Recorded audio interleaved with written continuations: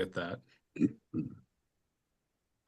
I'll share my screen. So thanks for being here. Let's see. Let's do it that way.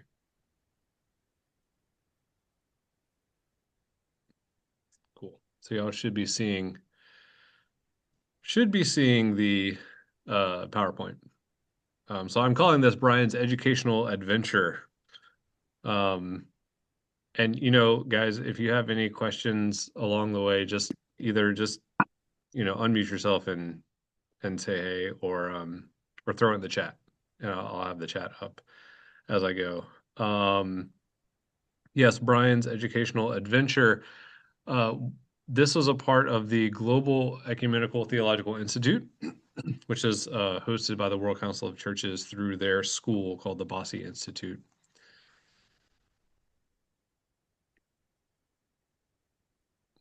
And it's not progressing my slides. What the heck? Hold on, I'll get it. There we go.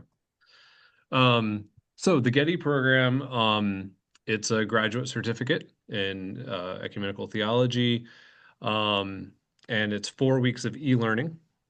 And then we spent 17 days in Egypt, and then we were required to do some sort of final project. They were very vague on what that would be, so we kind of got to just propose our own projects based on what we were passionate about and what we were particularly studying, combined with what we learned during the program. So during the e-learning, um, we had 4 weeks, like I said. The first week was focused on the Baptism, Eucharist, and Ministry document. That's the first major document that the Faith and Order Commission put together. The Faith and Order Commission started in 1922, if I have that correct, and predates the World Council of Churches. And it has been working since then on finding points of consensus amongst the Orthodox traditions, the Roman Catholics, and the Protestants, and now also includes Pentecostal voices. And so the BEM document was one of their like kind of crowning achievements in the 80s. And then a larger document called The Church Towards a Common Vision was published in 2013 by the Faith and Order Commission. um, then we studied the Nicene Creed, kind of its origins and some recent writings on it, because that's why we were gathering in Egypt, was for a gathering of the Faith and Order Commission in celebration of or in commemoration of the 1700th anniversary of the Nicene Creed, or the Nicene Council, I guess. Um, and then the third week, we talked about an ecumenical theology of companionship and this idea of pilgrimage. So the World Council of Churches for the last about, I think, 12 to 15 years has been pushing this idea that the ecumenical journey is a pilgrimage towards justice, that we are companions together. And so we studied a lot about that. And then the fourth week, we talked about the complexities of the colonial project. So this was basically taking the historical realities of colonialism, talking about how those have created the complex systems and injustices that we have today, and then how is the church supposed to, or how should we deal with those complexities and problems. So these are some things I learned in these first 4 weeks is the common ground we all have is to quote, witness to the world. Um, what that witness looks like could be very different, right? So like a monk, a Benedictine monk, whose witness may be one of radical hospitality, would look very different than a Presbyterian missionary, right? Whose primary witness is, being in a primarily non-Christian context, trying to proclaim the gospel of Jesus Christ. Right? Those are both witnesses to the world, very different witnesses to the world, but that is a common ground we have. And the aim of the Faith and Order Commission, which once again, this program was all kind of designed around this meeting of the Faith and Order Commission. They have this global assembly in Egypt, is to proclaim the oneness of the Church of Jesus Christ and to call the churches to the goal of visible unity in one faith and one Eucharistic fellowship expressed in worship and in common life in Christ in order that the world may believe, which is quite the quite the statement. So they'll be working on that until the kingdom comes, but it's a good statement, I think. Ecumenism should be approached as a pilgrimage. Like I said earlier, we journey together, seeking God's wisdom and knowledge along the way, and we support each other's walk through the valleys and mountains. It is companionship. And then this verse came up over and over again, of course, talking about ecumenical relationships and trying to, find unity. This First Corinthians passage comes up where Paul talks about, the many members of the one body. And I really dwelled on that a lot. And I started thinking like, okay, so if a foot could think, right? If a foot is kind of like personified, um, it would have no idea what a stomach does because it has no context to understand what the stomach does or how it does it or why it does it. But the foot needs the stomach in order to survive. And likewise, the stomach would have no idea what the foot does, but the stomach needs the foot in order to move the body to get to the food. And so I love that image for ecumenical relationships because I met people who I knew next to nothing about, like the Coptic Christians, right? Before this trip, I knew basically nothing about Coptic Christianity, and um, and yet I need them, right? They're a part of the body, and they need me, and so I found that to be a helpful meditation. We talked a lot about like historical traumas and how they manifest themselves in our communities. And then, so how do we address and heal these historical traumas as a Christian community? And we were asked to consider the historical, political, and social structures that perpetuate injustice. Um, and then we were asked whose voices are marginalized in uh, in discussions about justice and reconciliation. So these are all the conversations we're having in our small groups. So there were about 70 students that are part of this program, and then another 20 or 30 facilitators. And we had a small group of about, I think there were 12 of us in our small group. And these are the things that we read about and then had conversations about. And then we traveled to Egypt. Luckily, I had like a 6 or 7 hour layover in Paris, so I got to see the new Notre Dame Cathedral after it was, you know, restored from when it burned. I had seen it, I don't know, 18, 20 years ago, before the burn, or before the fire. So I got to see it again. That was fun. Had a crepe. There's one of the beautiful rose windows in the cathedral. And then I went back to the airport and many hours later ended up in the Logos Learning Center, which was it's in the middle of the desert in between Cairo and Alexandria. And we were the very first people to be using this facility. In fact, they were still finishing it when we were there. It is within the walls of a monastery that was founded in the 300s, and has been continually occupied since then by the Coptic Christians. Coptic is it means Egyptian, in the ancient Egyptian language, before they spoke Arabic. Um, And so it was weird because we're in this ancient monastery, but then we're in this brand new facility that was really beautiful. And so this is the view from my window. Um, and it was a lovely, lovely place. On the very first day, we got to meet and hear from and ask questions of Pope Tawadros the second, who's the current Pope of the Coptic Church. The Coptic Church traces their lineage back through the Apostle Mark, who was the first bishop of Alexandria and was martyred there. And then all the bishops since then, that have been the head of the Catholic Church have been the Pope. So there is more than one Pope, not just the Roman Catholics have popes. Um, and this was a cool experience to get to meet him. We had an opening prayer service with a Coptic choir.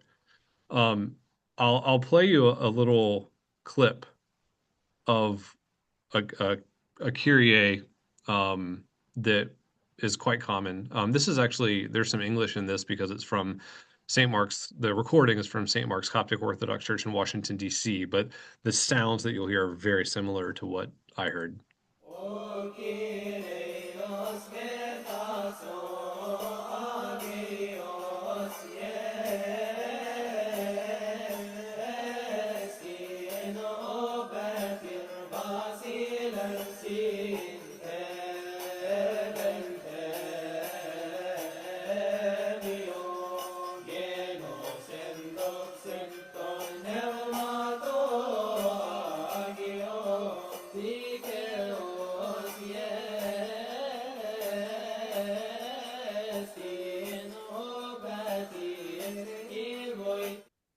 So unison singing, um, I can put the link in. Uh, there's a link in the chat. But it's if you just look up St. Mark's Coptic Orthodox Church of Washington, D.C., um, then there's lots of great recordings. Unison singing, very melismatic. They usually had a cymbal with a lot of the music, and a triangle, doing some kind of repetitive but kind of intricate percussive stuff. Yeah, so that was a great prayer service. First day, we also went on a scavenger hunt just to kind of orient ourselves, to the facility. This is our small group. This is my small group. So from left to right, um, this is Sue from Myanmar, G from South Korea, although he's living in Burundi as a missionary. Joshua is an Orthodox Christian from England, although he's working for the Anglicans. Um, and Ganesha is a pastor in Indonesia. Albert is from Denmark, Lutheran.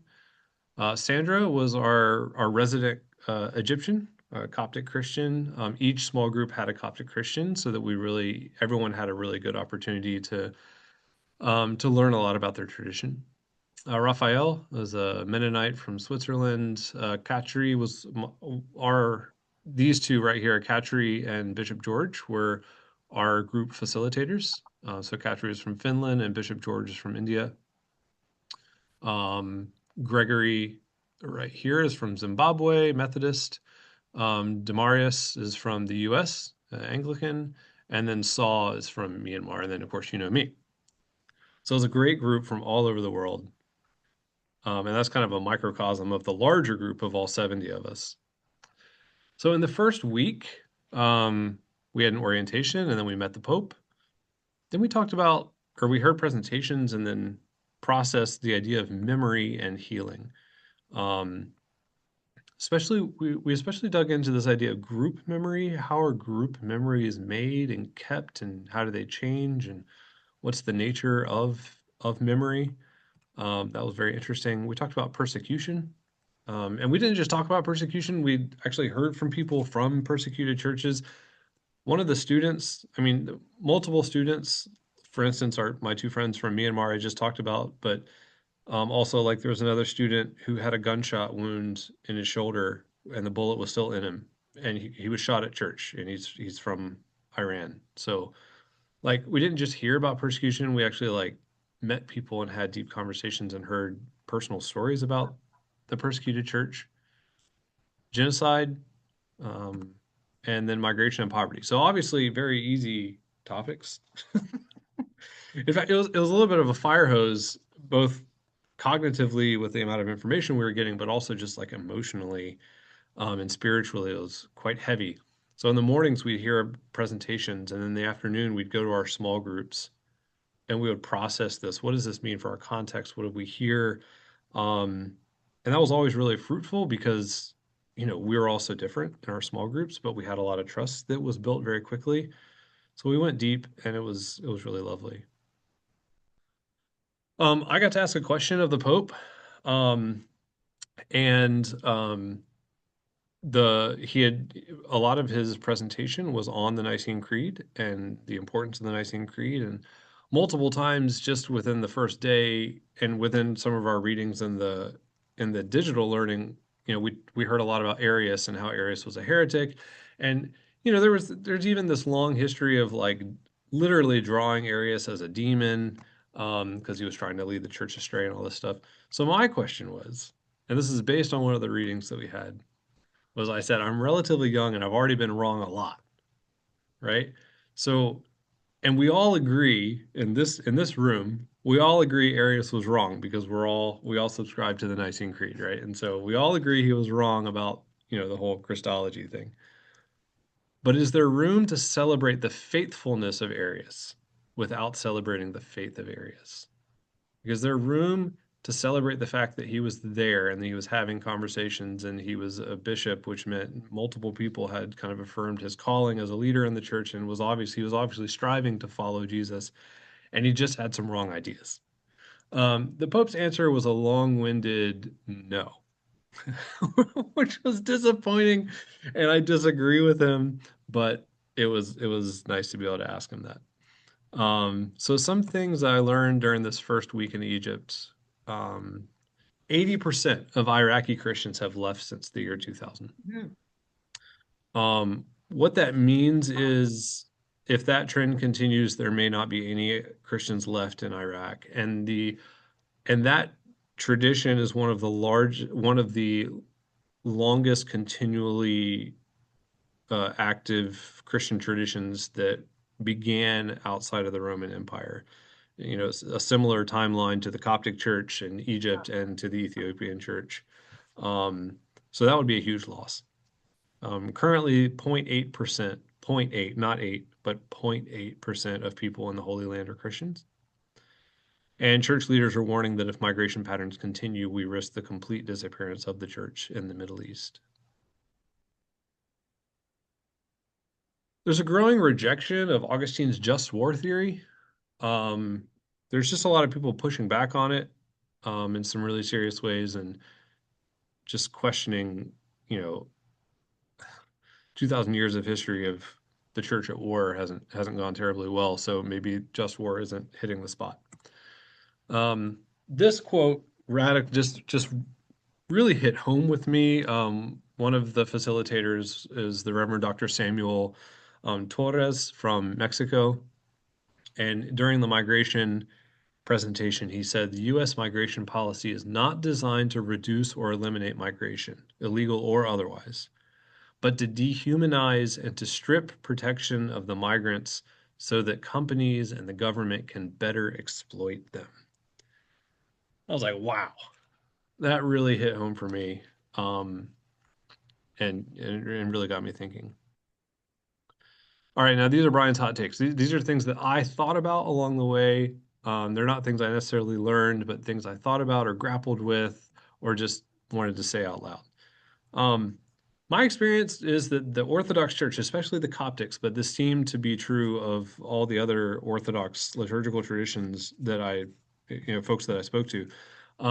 Liturgies in the West, Roman Catholic and Protestant in particular, do not connect itself to the history and persecution and continual witness of the church in the Middle East, or the history or persecution or continual witness of the church in general, I think, compared to the Orthodox. I mean, it's really baked into their liturgies. They're constantly naming the martyrs, naming the saints in their liturgies week after week after week, if not day after day after day. And, we have All Saints, and we may do a few other things, maybe like a Reformation Sunday or things like that, but it's baked into their weekly liturgy. And so I think we're really missing something there. I'm really tired of hearing the ecumenical catchphrase, there's space for all Christians, when we obviously have different definitions of what an acceptable beliefs that allow someone to be considered a Christian is, right? Like, I mean, even the World Council of Churches mandates that you have to accept the Nicene Creed to be a member of the World Council of Churches. So it's like there are certainly parameters, but there are lots of people who consider themselves Christians that don't fall in those parameters. And that conversation doesn't seem to be happening much. So I'm just kind of tired of that. The current situation in Israel and Palestine is an example of the oppressed becoming the oppressor. And I specifically was thinking about the Paulo Freire, um, the pedagogy of the oppressed, right? Like if people are liberated from their oppressors, but they don't change the way that they're learning and change the systems in which they reside in, then they will simply become the oppressor because the things they've learned and the ways they've learned to be are from the oppressor. And that really resonated with me when we heard a lot about the Middle East and specifically Israel Palestine. A Lutheran pastor from um, Jerusalem was there and presented, and some other folks that live in Palestine, and so that really hit home for me. In the second week, um, we learned about social and economic disparities, diversity and pluralism, Islam study visit, where we got to meet the Grand Imam, which is kind of the spiritual head of Sunni Islam, peace building and reconciliation, and then the Faith and Order conference began. So through the first 2 weeks, it was just kind of the 90 of us, the 70 students and the 20 facilitators. But on the Friday of the second week, everyone else started showing up, and it was like, I think almost 400 people. And these were the official delegates from all the different denominations and traditions that are a part of the Faith and Order Commission. So things I learned in the second week: 16-inch theology. You can miss heaven by 16 inches, which is the distance between the head and the heart, right? The brain and the heart. Um, I love that. You can think about theology, you can think about Christ, you can think about all these things as much as you want, but if it doesn't connect to your heart and the way that you believe and um, the way that you act, then you've missed heaven. One of our Myanmar friends shared that there are refugees in Myanmar that were born in refugee camps and have been there for 53 years. And those people are not trying to leave. They have no documentation because they were born in the refugee camp and they've been there for 53 years. So the refugee camp is their home. And yet they're completely undocumented. And so they're kind of it's this invisible population. I found that quite striking. This might be my favorite quote from the whole time, or my favorite idea. And it's not like crazy, but it really struck me that poverty is not a problem, but a symptom. Poverty is a symptom. Greed is a problem. Injustice is a problem. And that really just made me like sit back and go, whoa, yeah. Because we're constantly trying to deal with problems like homelessness or poverty when we're not really getting to the core of it, which is greed. We need to have an economy of life and not an economy of salvation. This was somebody trying to push us in the direction of, you know, helping people live as if heaven was on earth, right? Helping their quality of life, helping them live the way that God wants them to live now, and not worrying so much about like how many souls we've saved, um, or saving people for the afterlife. That we need a reversal of this economy. And then Jesus loved those in the margins not because they needed help or pity, but because they exposed the evils of unjust systems and beliefs and were therefore agents of God's transformation.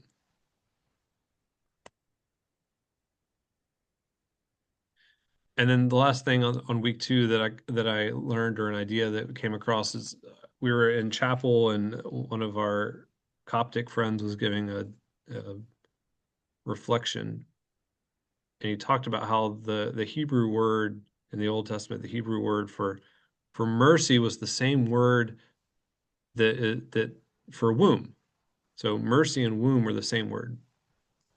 So when we say Kyrie eleison, Lord have mercy, we're not asking God to refrain from punishing us, right? Like, God, please don't punish us, Kyrie eleison.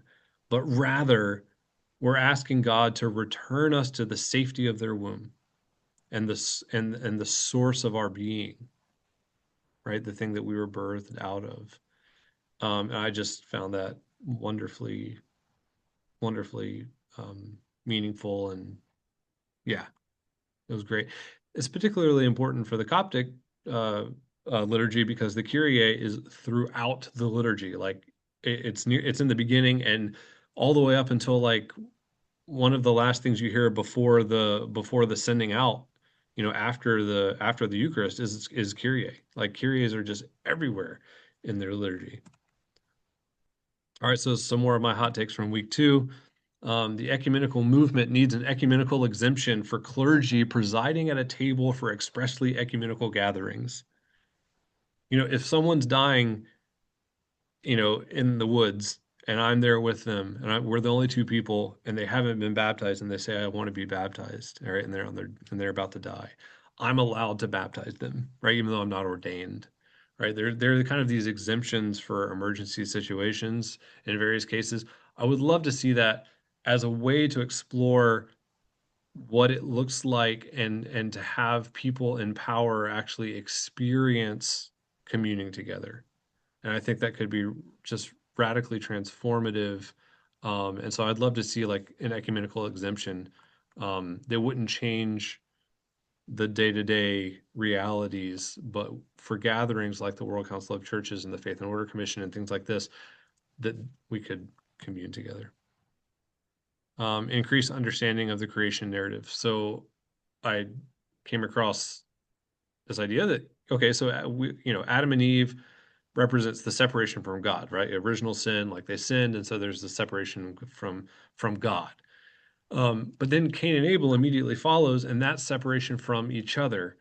And so that connects directly to Jesus talking about the greatest commandment and that we love God and love our neighbor.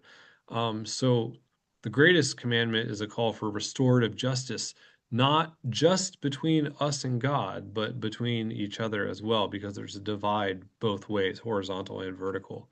So that was fun.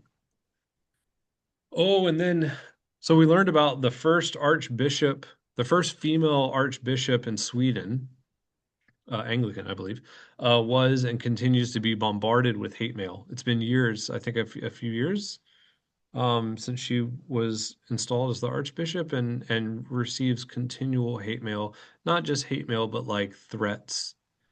And then a female Palestinian Lutheran pastor from Jerusalem who was with us was constantly under scrutiny by congregants as well as the government. She can't travel to visit congregants depending on the time of day and things like that. So could churches like ELCA in my context, ELCA congregations in the US create a letter writing campaign to these folks to support and encourage them? I think that's like a really easy way. If they're getting hate mail, right, we could give love mail. And I think identifying some of these leaders and just creating a letter writing campaign could be a really powerful and easy way to witness and to support the global church. And then multi-generational mentorship.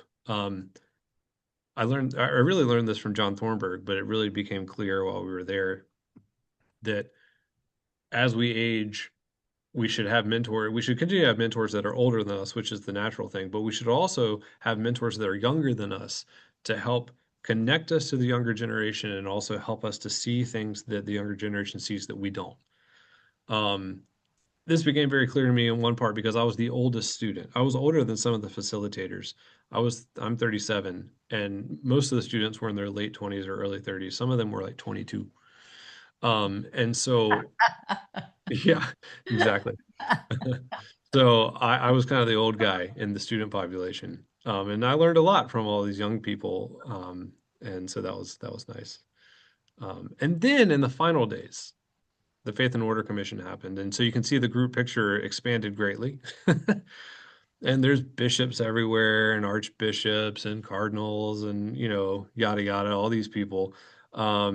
We went from this very egalitarian kind of we're all learning together ethos to suddenly like everyone's honorifics were being used, and it was very like, who are you and why do you think you can contribute to this conversation kind of thing, which was a bit jarring. Um, but it's the reality of the Faith and Order Commission is very hierarchical. Um, There were tons of welcomes on day one. Day one was basically a lost day because everyone had to say welcome from like every tradition and every geography, and it was just like it was an unbearable amount of welcomes and thank yous and stuff. Um, Day two was about unpacking the apostolic faith, and then living the Nicene Creed in context. And day three, they talked about confession. Oh, we had confessional worship services, and then we took a trip to the Coptic monasteries in the area. And then in day four, we talked about the church in and for the world. Well, I say they, we mostly listened, but the plenaries and everything were on this. And then in day five, and this is the one that was most meaningful to me, was on the ecumenical future. This is the sixth World Conference of the Faith and Order Commission since 1922. Each time they have a world conference, the purpose is to give the Faith and Order Commission the new trajectory for the work of the commission, right? So the idea is kind of a discernment conference. I mean, they do some work to try to find common ground and that kind of thing, but really it's designed to give the commission their impetus and their direction for the next probably 20, if not 30 years. This is a relatively new church, right next to the Logos Center, so still within the confines of the ancient monastery. The papal residence was also at this monastery that we were at, and he had this cross room where there were 365 crosses, one for every day of the year. And the central cross in that room was a relic from the cross of Jesus, which is pretty cool. They're really big into relics there. Um, that's the papal library across the way, a beautiful courtyard. We had lots of bus rides on the weekends. We did trips.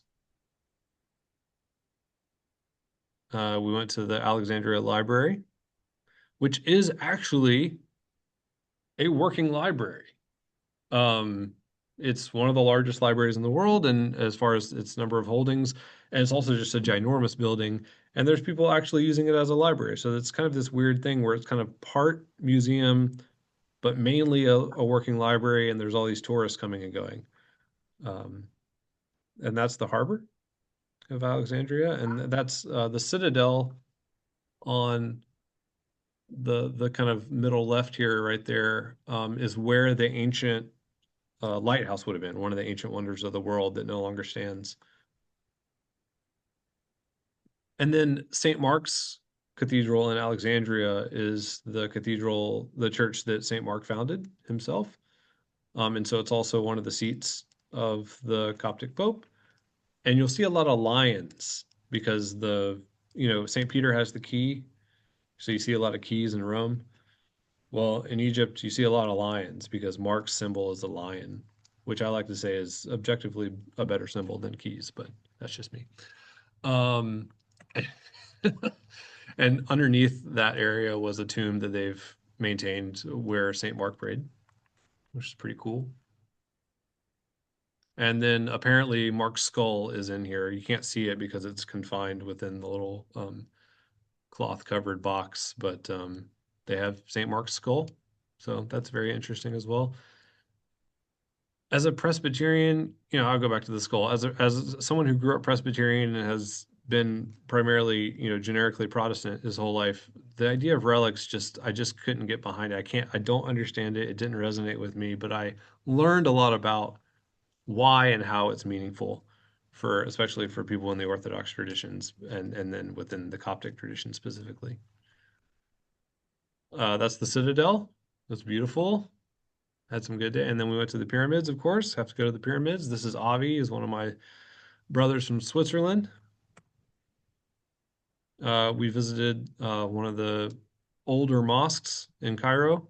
It was really beautiful. Still very vibrant and tons of people praying. This is the courtyard.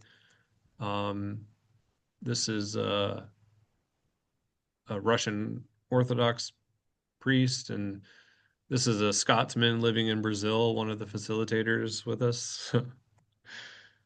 And then we got to hear from the Grand Imam. Um, and what I took away from the Faith and Order Commission, as well as the Grand Imam and things like that, is, these people are often called spiritual leaders, but I prefer to refer to them as spiritual politicians. They say all the right things. and they say the things that sound good, but actually don't really do much.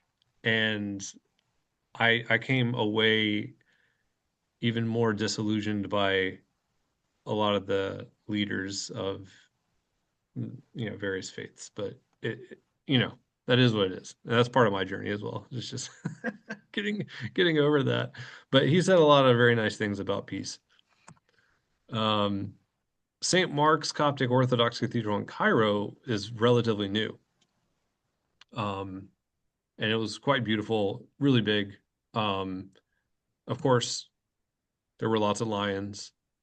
Um, Now, in the church right next to this new cathedral was a smaller church, um, and they this the Church of St. Peter and St. Paul, and these are the martyrs from a 2016 bombing in that church.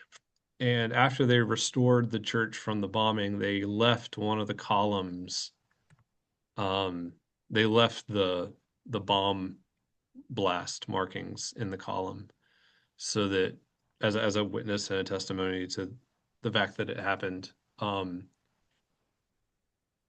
was another thing that the Coptic Church has is it not only do they have a deep connection to the martyrs and the saints historically, but like they have a lot of modern martyrs. And we heard a lot about them and we saw various sites where people were martyred, within the last 10 years. So that was really meaningful and eye-opening as well, especially coming from the context of the church in the United States and all of our current rhetoric in the United States about people being persecuted, in the church and stuff. And it kind of made my stomach turn over just thinking about how privileged we are. Um, anyways, it gave me a lot to think about, and it was really beautiful seeing how meaningful these things were, and also terrible that these people died for their faith. This is not Tatooine. This is a desert monastery called Anaphora, and it does kind of look like Tatooine. Um, this is a dining table and a lectern from the 600s in one of the monasteries we visited, and you'll notice the table is quite low. That's because they would actually sit on, on the ground to eat, and then there was always in these ancient dining areas, there were always a lectern of some kind because they would eat in silence and they would hear readings from the Bible while they ate. This is a new chapel in Anaphora that they had just built recently, and they were still finishing some of the paintings. The whole place was just covered in paintings, and these are rugs on the floor. Um, it was overwhelming. This is another chapel, a newer chapel at this ancient monastery. There's the Eye of God here. Um, it would have been a perfect place for a Taizé service. Beautiful acoustic, not too big, lots of candlelight. Um, really, really beautiful. One of the things that we learned is that, they're actually adding monks. In the Coptic tradition, they are getting more monks every year than there are dying. So the monastic life or the monastic tradition in the Coptic church is growing. So not only does it have an ancient history where it thrived through a lot of hardship, but now they continue to thrive, which is different than some other monastic traditions in the world that are seem to be dying out or kind of struggling.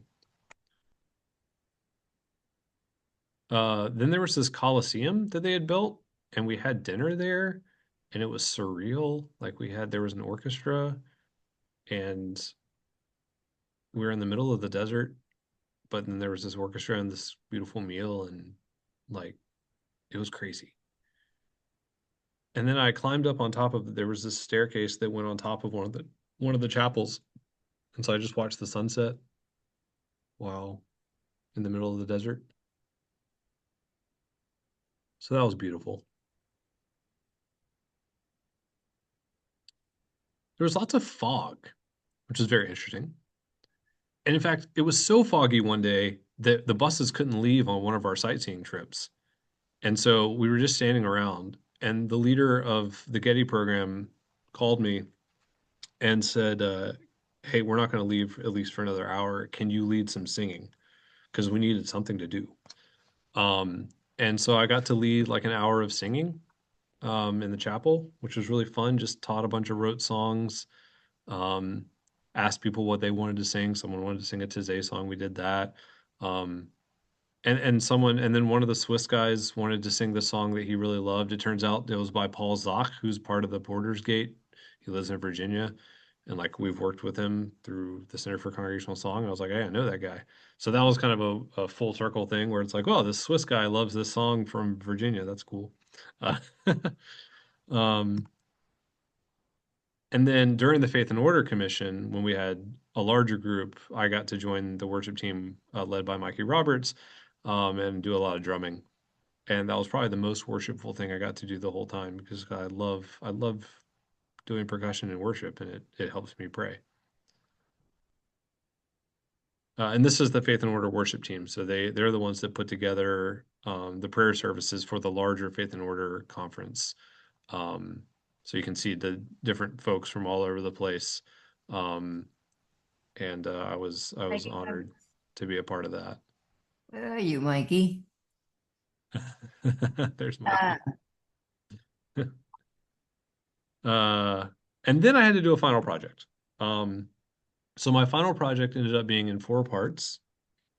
Part one was I did a liturgical reflection on unity through diversity. So that phrase came up over and over again, both in our Getty learning program, but also in the Faith and Order Commission, this idea of unity through diversity.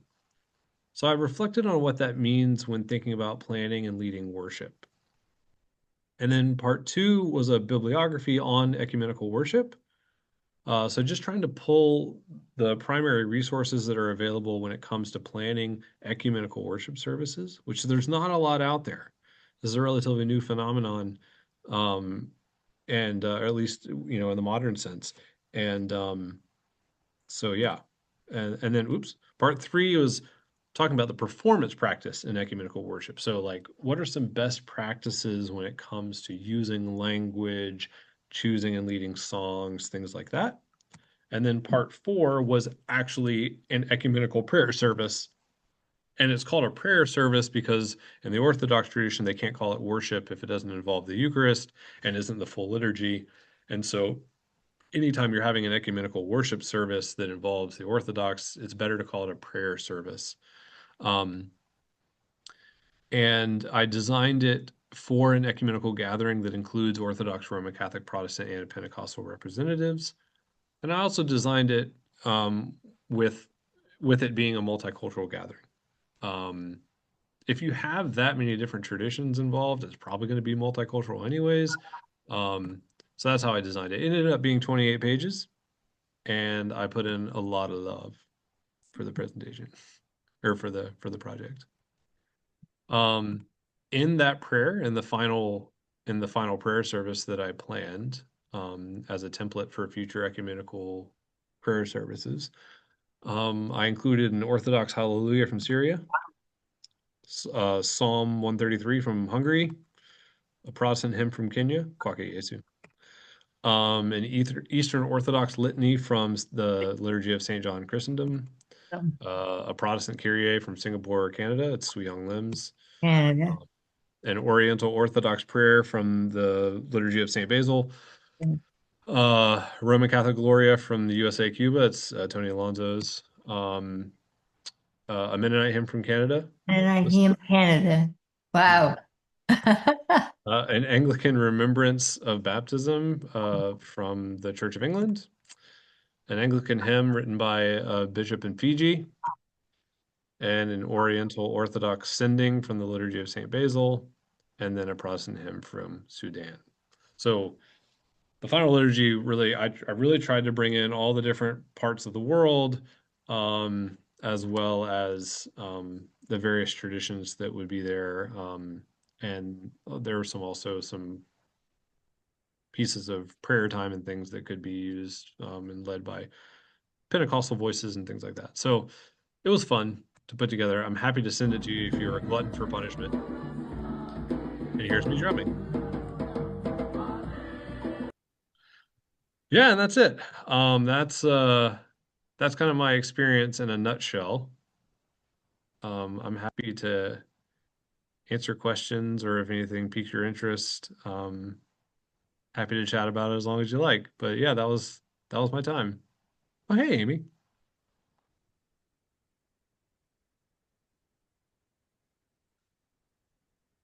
Cool. Tell us about the ribbons that were in so many photos. Oh, yeah, yeah, yeah. Let's see. Uh, let me see if I can pull up a picture and tell you more about that. Yeah. Let's see from current slide. Let me reshare my screen. I'll show you that picture real quick. So this is what you're talking about. So the opening. So yeah, what they did was, we had a morning prayer together as a Getty program for the first 2 weeks before the Faith and Order Commission showed up. So we had our own prayer services, and these are our two chaplains. Um, and the ribbons were kind of woven throughout all those liturgies. So in the first day, we all took a ribbon of different colors and we tied it to the hula hoops. And then a few days later, as part of a liturgical action, we then like wove the wove the ribbons together so that they were inside the circle. And then later on, we ended up untying the ribbons and writing names of people from the program that we would want to pray for or our own name. And then passing the ribbons around. And then oh, I think my ribbon's at home. We each then came away with one of the ribbons, and it has a bunch of people's names on it and prayers and things, and so it's a memento as a way of a tangible thing we took with us, that was kind of literally woven through the morning prayers together. So that was kind of a cool thing. The chaplains did a very good job of leading us through prayer services and giving us some time and space to kind of unpack. Because, like I said, it was kind of a fire hose of information and really tough subjects. So those morning prayers were really important for a lot of us. What were the major themes in historical trauma? Oh,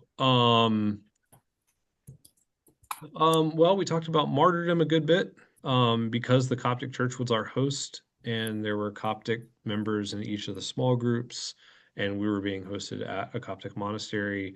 The idea of martyrdom was a major theme, um, and uh, and then colonialism, as far as creating trauma, like yeah, just I mean, just the realities of colonialism and what that did to the geopolitical landscape and how it was interwoven with like missionary work and how we're still trying to unpack all of that.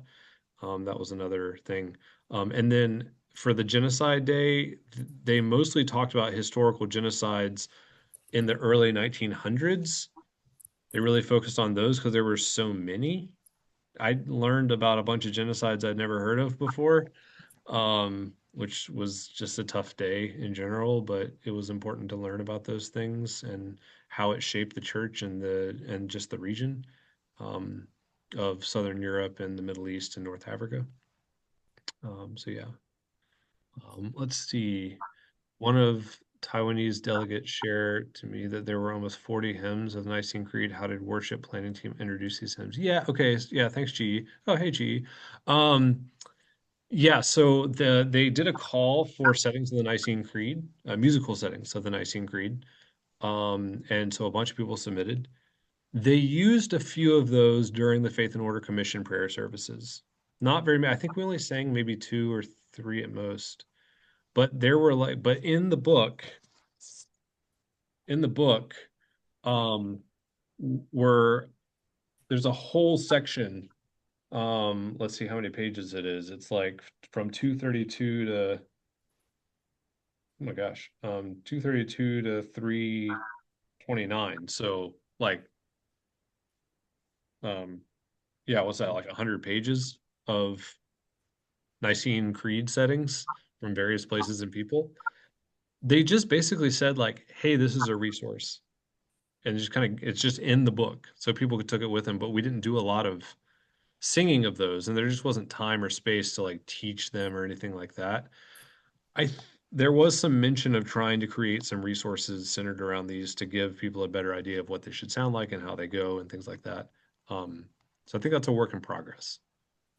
What was the Mennonite hymn? Listen to the word which God has spoken. Listen to the one who is close at hand.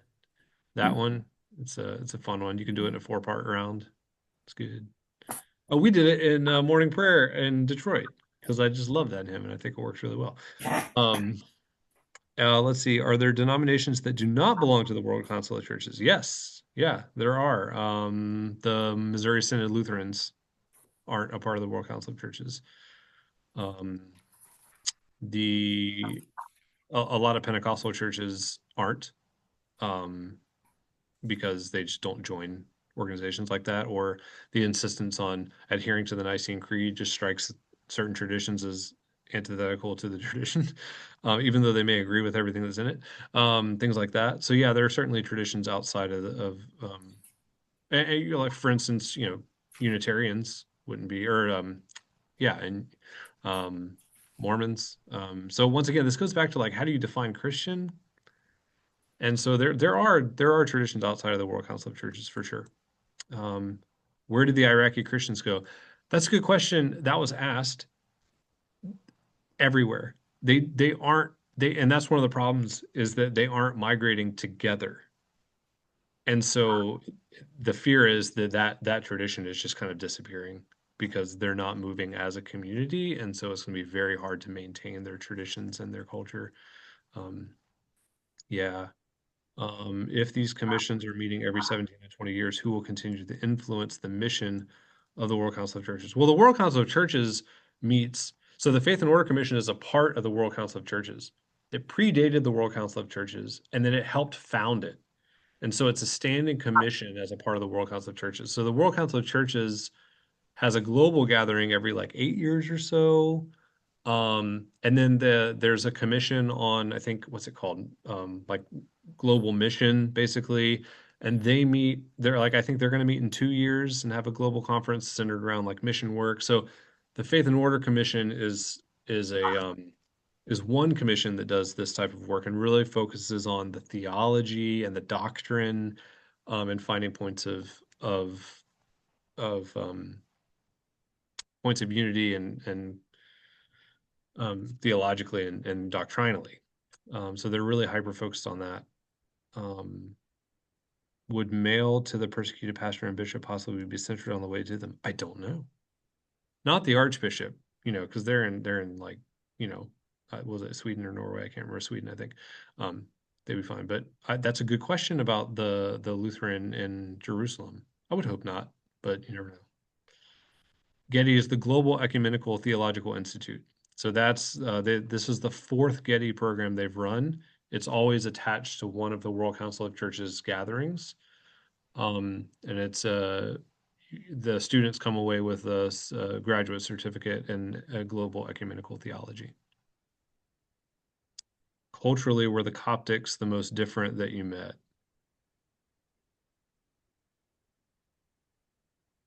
It's hard to say, just because like I don't know, like there were just so many different people. I mean, like are they more different than the Myanmar folks, or like there were two or three students from Northeast India, and their whole indigenous community basically converted in the late 1800s through a Baptist missionary. And so now they're indigenous peoples who still have their land. They're now a part of the country we call India, and they're Christians. And it's just like I didn't know they existed. And I also don't know very much about Indian culture, and I certainly don't know about indigenous culture in that area of the world. So it's just like it's hard to answer. There were just so many different people from all over the place. Yeah. Good question.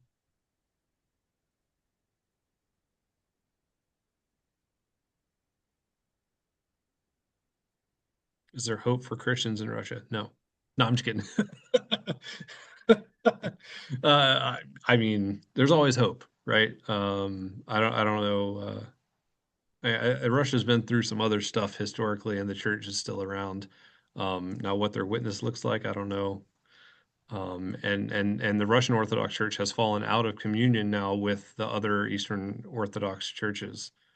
So it's definitely a rough patch. Um, but while that's happening, there's been huge headway in the Lutheran Orthodox dialogues, and the Eastern Orthodox and the Oriental Orthodox traditions are also making some good headway in trying to find their way back to each other. So while certain places like the Russian Orthodox Church might be falling away and having geopolitical problems and theological problems that hurts relationships with other Christian communities, I think there is a lot of headway being made in other places. Among the early centers of Christianity, Eastern Africa, Ethiopia, Egypt were and are known for dance and liturgy. Oh my gosh, the dancing was so they don't allow dancing in the monastery. So there's no dancing.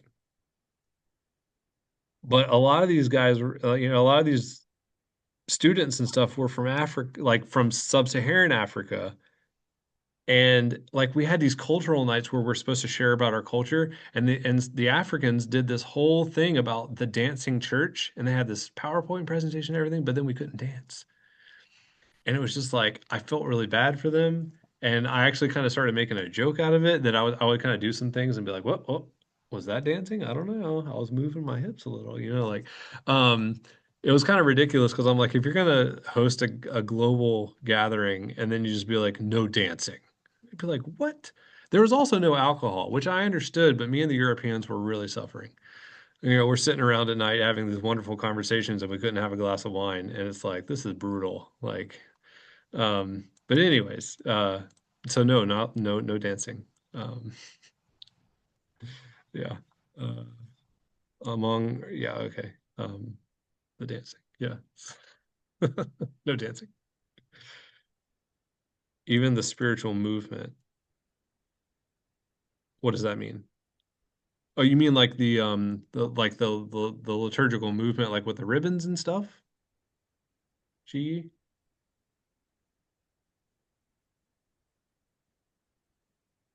I don't know, but that no, that wasn't dancing. Also, no drums in the chapel. They allowed drums because the prayer services in the Faith and Order Commission worship services were under a tent that they built outside, and so it wasn't in the chapel, and so they're cool with the drums.